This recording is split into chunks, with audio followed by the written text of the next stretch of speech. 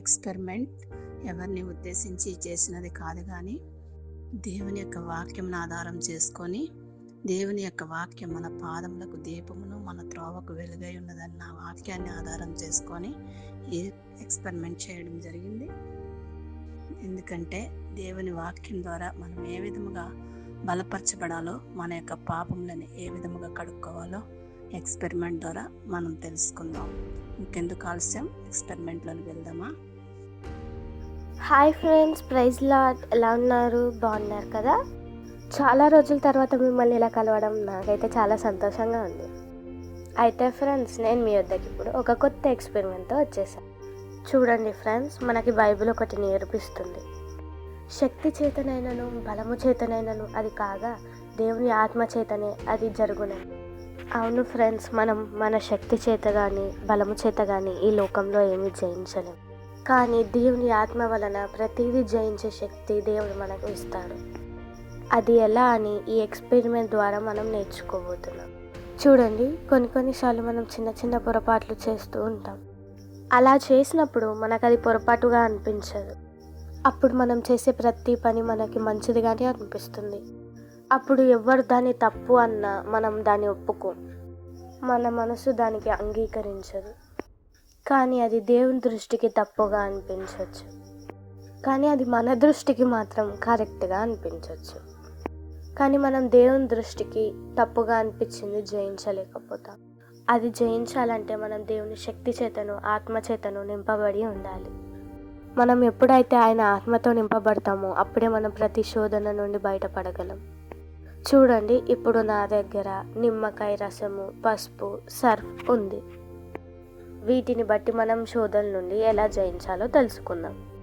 అయితే ముందుగా మనం ఒక గ్లాస్ తీసుకొని ఆ గ్లాస్లో వాటర్ పోసుకుందాం. అయితే ఈ గ్లాస్ మనకి సాదృశ్యంగా ఇది మనమే అనుకుందాం. దీంట్లో ఉన్న వాటర్ని మన మనసు అనుకుందాం. దీంట్లో ఉన్న వాటర్ చాలా ఫ్రెష్గా ఉన్నాయి, అంటే మన మనసు చాలా స్వచ్ఛంగా ఉంది. అయితే ఈ పసుపు మనల్ని శోధించే కొన్ని శోధనలకు సాదృశ్యంగా ఉంది. అంటే మాట వినకపోవడము, ఎదురించడము, చెప్పిన పని చేయకపోవడము, ఇలా ఇవన్నీ మనకి కరెక్ట్గానే అనిపించవచ్చు. ఒక్కొక్కసారి దాని గురించి ఎవరైనా తప్పుగా మాట్లాడినా మనకి కోపం రావచ్చు.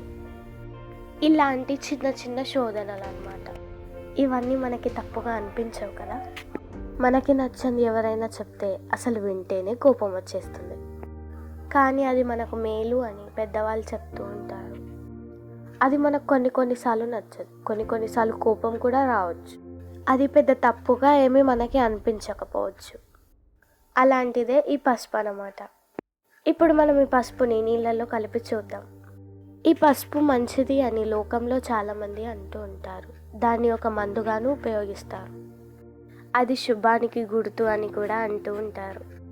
అయితే ఈ లోకంలో పసుపుని మంచితనానికి యూస్ చేస్తారని మనం చెప్పుకున్నాం కదా. అలాగే ఈ చిన్న చిన్న శోధనలు మనలోకి వచ్చినప్పుడు ఇవి మంచివి అని మనం భ్రమపడతాం. అలాంటప్పుడు అవి తప్పుగా ఏం మనకి అనిపించవు. చూసే వాళ్ళకి తప్పుగానే ఉంటుంది, దేవుడికి కూడా అది తప్పుగానే ఉంటుంది. కానీ మనకు అది తప్పుగా అనిపించదు. అలా ఇది మంచిదే అని మన మనసులో కొనసాగిస్తూ ఉంటాం.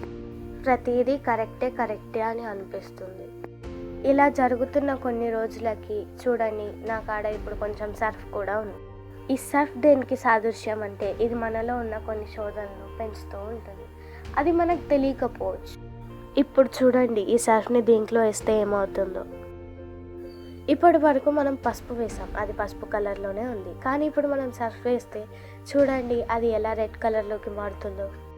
అలాగే శోధనలు పెరిగే కొద్దీ మనలో కూడా చేంజెస్ వస్తూ ఉంటాయి.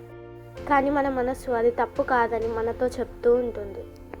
అందుకే మనం దేన్ని జయించలేకపోతున్నాం. ఈ చేంజెస్ ద్వారా మనం చాలా డేంజర్లో ఉన్నామని మనం గమనించాలి. ఇది మనల్ని చాలా ప్రమాదంలోకి తీసుకెళ్తుంది. చూసారా ఫ్రెండ్స్, ఈ కలర్ అంతా ఎలా చేంజ్ అయిపోయిందో. కానీ మనకు బైబిల్ ఒక మాట చెప్తుంది, హృదయం చాలా మోసమైనది, చాలా వ్యాధి గలది అని. దాన్ని ఎవరూ గ్రహించలేరు. అలాగే మన హృదయం కూడా మన మోసాల్ని, తప్పుల్ని గ్రహించలేకుండా చేస్తుంది. చిన్నగా ఉన్నప్పుడే మనం దాన్ని వదిలేస్తే ఇంత డేంజర్లోకి మనం వెళ్ళము. కానీ అది మనకి ఇష్టం ఉండదు. చివరికి మనం విడిచిపెట్టలేనంత ప్రమాదంలోకి అవి మనల్ని తీసుకెళ్తాయి. చూడండి, ఇది పూర్తిగా రెడ్ కలర్లోకి వచ్చేసింది. అంటే మనం పూర్తిగా డేంజర్ జోన్లోకి అడుగు పెట్టామని అర్థం. అప్పుడు మనం ఏమీ చేయలేకపోతాం. అటు ఆ శోధన నుండి తట్టుకోలేకపోతాము, ఇటు బయట పడలేకపోతాము.